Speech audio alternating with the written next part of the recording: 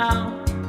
If I'm not feeling any less sound, I promise myself to treat myself and visit a nearby tower.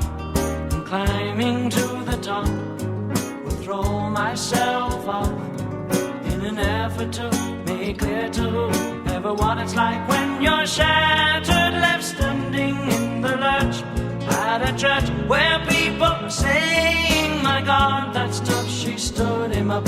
No point in us remaining. We may as well go home, as I did on my own, alone again, naturally.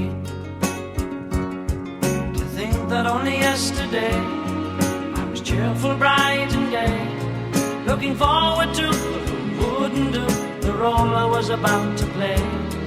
But as if to knock me down, reality came around, and without so much as a mere touch, cut me into little pieces, leaving me to doubt.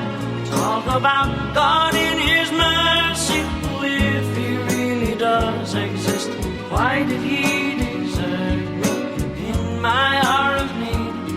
I truly am indeed alone again, naturally.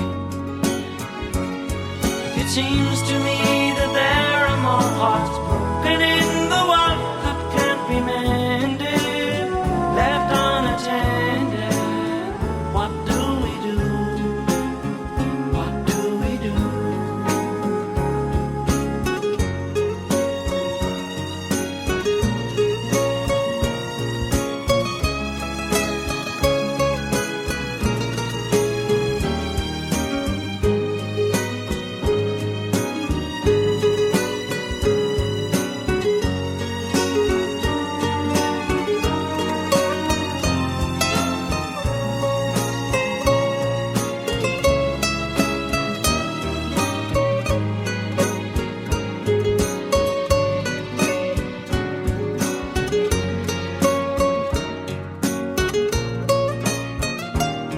Alone again, naturally.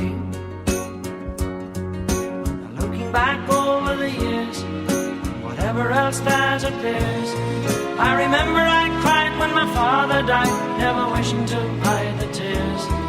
And at 65 years old, my mother, God rest her soul, couldn't understand why the only man she had ever loved had been taken, leaving her to start with a heart so badly broken. Despite encouragement from me, no words were ever spoken. When she passed